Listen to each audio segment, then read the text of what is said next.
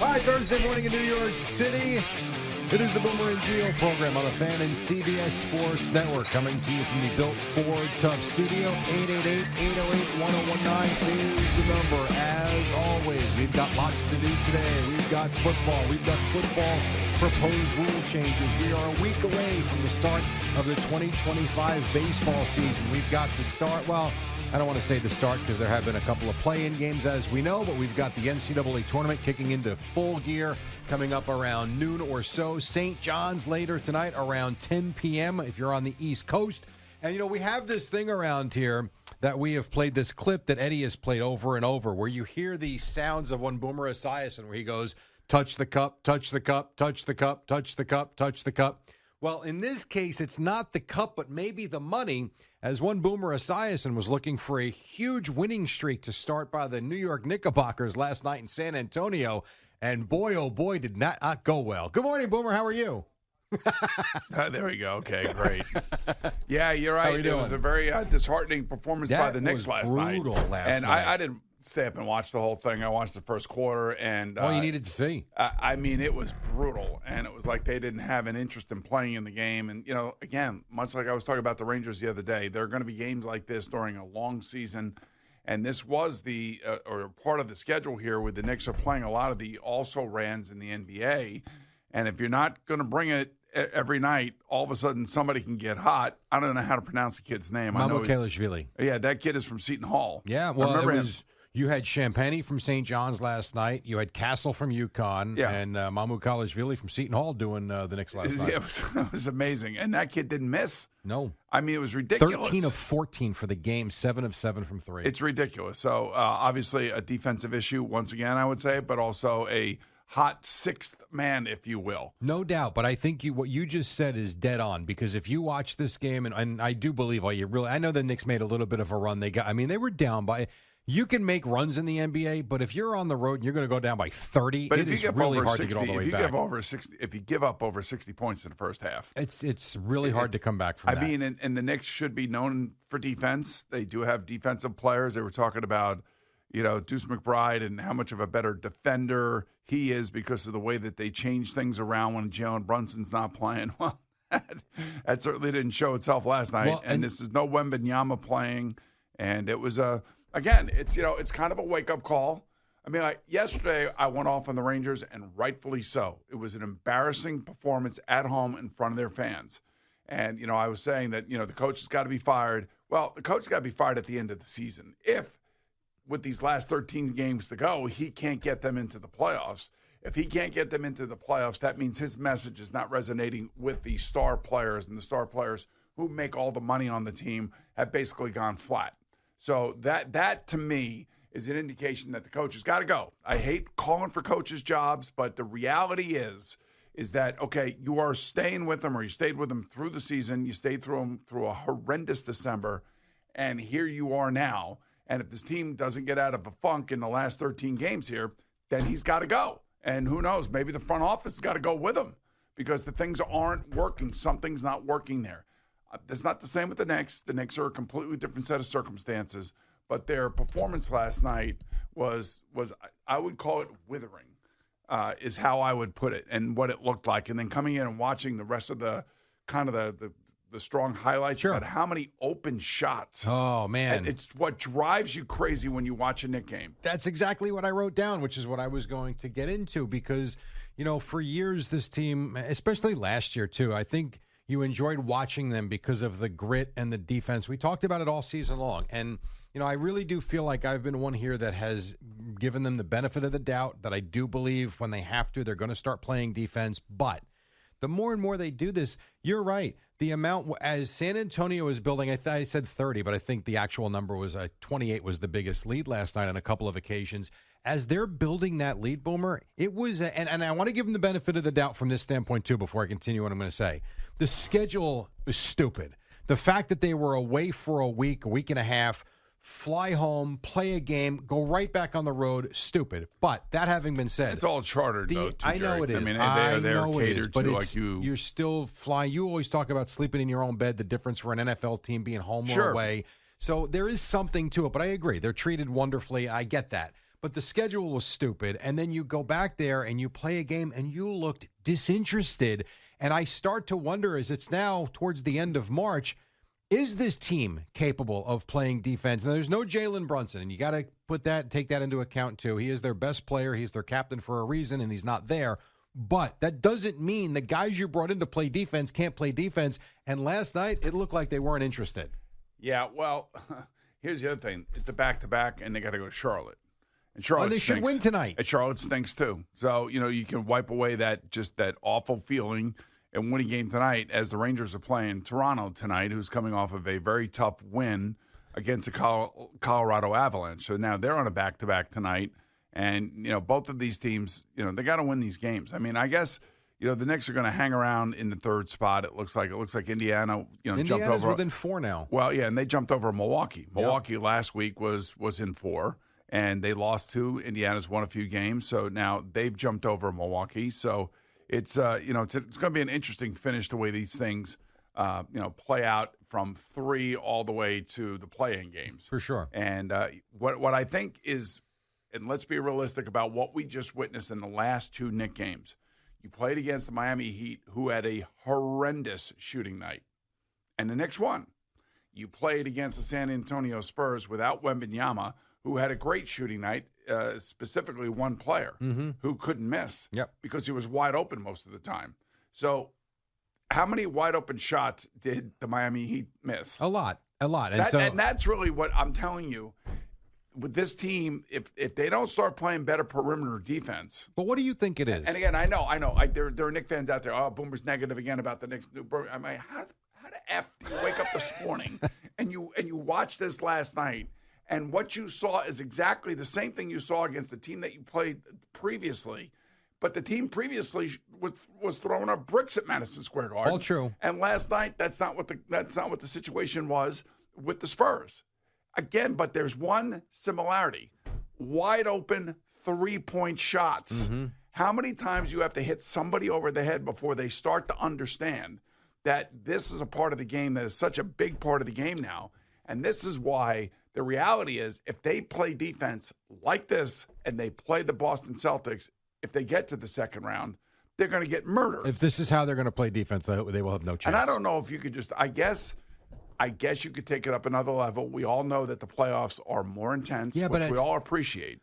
The concern I would have, though, is as this continues to go on and they don't show it to you, you really do wonder, can they turn it on? Because it's not easy. And, I know Karl Anthony Towns is here, so it is a little bit of a different team. I think he's wonderful offensively. You saw it last night. He started 5 for 5 or something, scored their first 12 or 13 points or 10 points, whatever it was.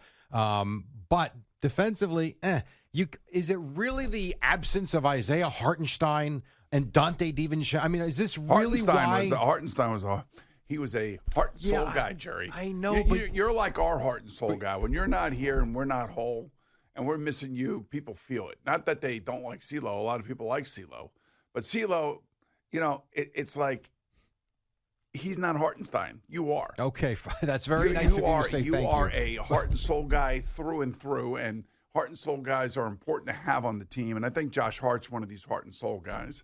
And I do think that the team is it's a likable team, but the difference between this year and last year something's off. Are the moves that they made in the offseason to take them to another level. Now, this level is not going to be the level of the Boston Celtics or the Cleveland Cavaliers at the moment. And I don't know if you can just turn it on. I don't know if you can. And listening to Jalen and Josh do their podcast, they keep talking about, we're still learning each other. We're still learning how to play. We're still learning. March 20th. That's right. And we are now in the bottom third or the last third of the season, and they're playing some really bad teams here. And last night's performance, like I said, in a long season is going to happen. What's interesting is the difference between them and the Rangers, by the way, the Rangers should be desperate to get into the playoffs, and now they played a couple games like it, and then they've had some really bad games. And this game against Calgary the other night, the more you read about it, the more you hear about it, the more disgusted you become with it. But this game last night, the Knicks are comfortably in a playoff spot, sure. And they're going to make it.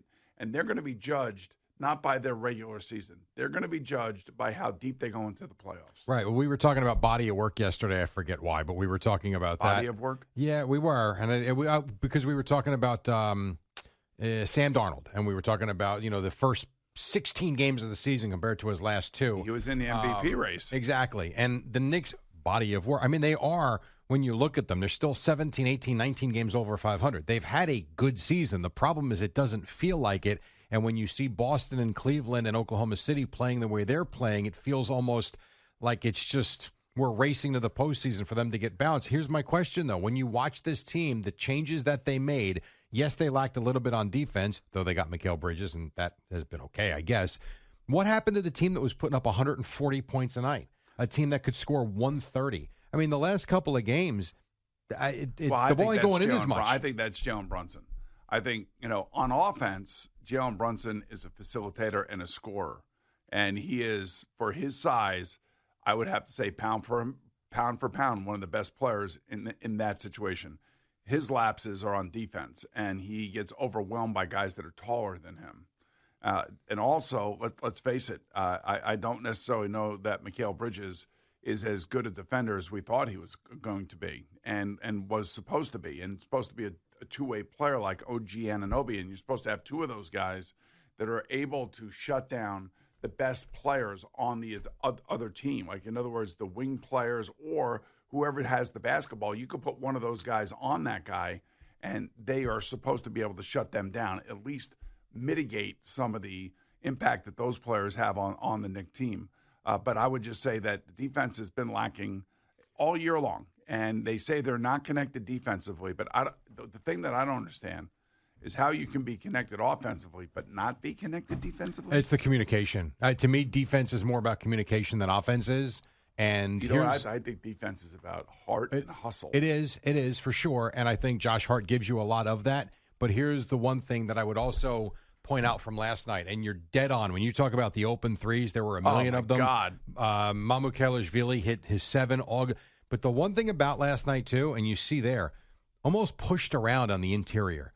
Like are you saying they're soft? No, I'm not. No, I'm not saying that. That word has been thrown around about this. No. I'm being soft. No, I'm speaking specifically about last night and last night only. The outside shooting by San Antonio was on target. It's really what allowed them to build the lead and get out on the lead. And, what the kid did off the bench was remarkable. But how about 40-year-old Chris Paul running around in circles and ending up with these short little 5-foot jump shots? Like, there was just no resistance whatsoever. And I know that this team is more offensive now, but it just doesn't even resemble a lick of what they were last season. It may have something to do with the travel and the scheduling and all that. It may, and that may just be one of those throwaway games. And hopefully, Tibbs tonight is going to be on their ass and tell them to take it up another notch. Again, ultimately, it always comes back to the players. We can scream about the coaches all we want. You scream about coaches when you feel like they're letting players get away with certain things that you see over and over again, either on the ice, the court, the field, whatever it is. Do you see that with the Knicks? What I see is everybody wanting to score and nobody wanting to prevent anybody to score. And I can't dig in enough to tell you that it's just defense is hustle and caring. I go back to Rick Pitino at halftime of one of those games that he had his halftime speech, and he was talking about when you miss a shot on offense, that doesn't mean you can't goddamn get back on defense. Life is full of adversity. It's true. And he's screaming at those kids, and those kids reacted to him. And I'm not saying you're going to scream at professional basketball players because they're all so sensitive. They make so much money, and they have so many people in their ears telling them how great they are, and don't. The agents, the whole thing, the whole kind of drama that you're dealing with. So it's a long season, and I think that if they can get through the regular season in the 3 spot, be healthy, then I think Tibbs is going to have to raise the intensity level significantly. And that intensity level, we need to see it on the defensive end of the court as well as the offensive end. The offensive end we've seen, and especially when Jalen Brunson is in there, he can get any shot he wants. He can facilitate. He's a great ball handler. He's smart with the basketball, and he gets open shots for his teammates. Problem, when they play really good teams, his teammates start shooting pretty poorly. That's another thing. And I don't know if it's because of the way other teams play them defensively or not. But the one thing that has been consistent throughout this year, this defense has been below expectations. Far below. Below expectations. I would love to know if you asked Tibbs, like in a private moment, what is the issue with this team? I wonder who he would go off on. Because I don't know that it's collective. I don't know that it's not. He might be upset with the entire group. He could be pissed off at one or two guys that maybe their lack of effort or the way they play kind of permeates throughout everybody. You know, if you get a chance, because, they'll be back on the East Coast tonight, watch the Knicks and watch their defense and see if they raise the level of defense against another poor team. Or is it just that the poor team has a poor shooting night, like Miami had the other night? Mm-hmm. They just had a poor shooting night. They had the wide open threes. They couldn't hit anything. Yep. Now, last night, wide open threes, they were hitting things. Yep, and 50% for the game. That's why the game stinks. As a team. That's why the overall game stinks. I agree. It's brutal. When it's played well, it's a great game to watch, and when it's played, it's almost lazy. You know where it's played well? It's played well in the NCAA tournament because guys are going 100 miles an hour. It's 40 minutes of fury, and they don't play 82 games. That they're lucky if they play 40 games. Right. Well, you play 40, that means you're probably standing there with the trophy. Exactly. So, and they lay it all on the line, especially. Some of these teams at the top of these brackets, the more you look at them, the more you realize, man, you got to hope like in the Elite Eight that the best teams get there. Although I'm rooting for a couple of underdogs, I'd like to see the best teams get there because these teams are so intense, every single one of them, that the Elite Eight and the Final Four could be magical with these teams, how close they are and how good they are and the coaches that are coaching them. And how good those coaches are. No question. And we will get to the NCAA tournament coming up in just a little while. But coming up next, his name is Chris Lopresti.